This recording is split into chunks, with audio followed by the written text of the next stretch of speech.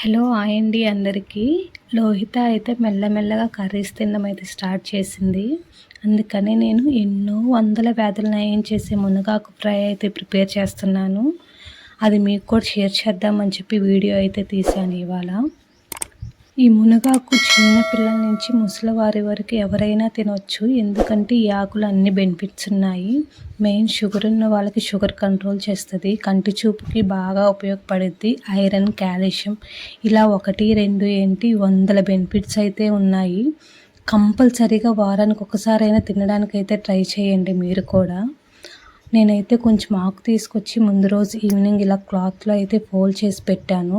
ఎందుకు అంటే ఆకు తెల్లారే అప్పటికైతే చాలా ఈజీగా డివైడ్ అయిపోద్ది. పుల్లలకి ఆకులకి అయితే మనం అంత కష్టపడాల్సిన పని కూడా లేదు.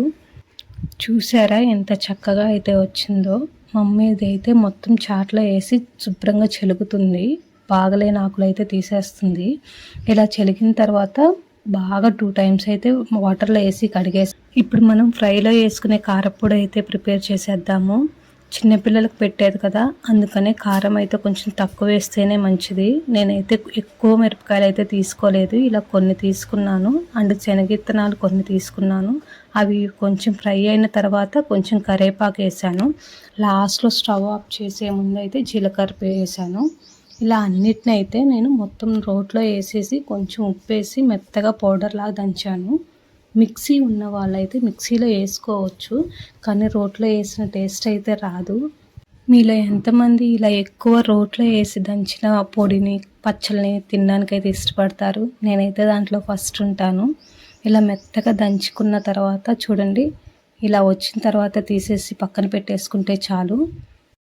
ఇంకా తర్వాత ఆకు ఫ్రై చేసుకుందామని చెప్పేసి కళాయి పెట్టి తిరగమాత గింజలు వేసాను, కొంచెం కరివేపాకు, ఒక ఉప్పు మిరపకాయ వేసాను. మంట అయితే అంతగా లేదు, అందుకే ఒకటి వేసాను.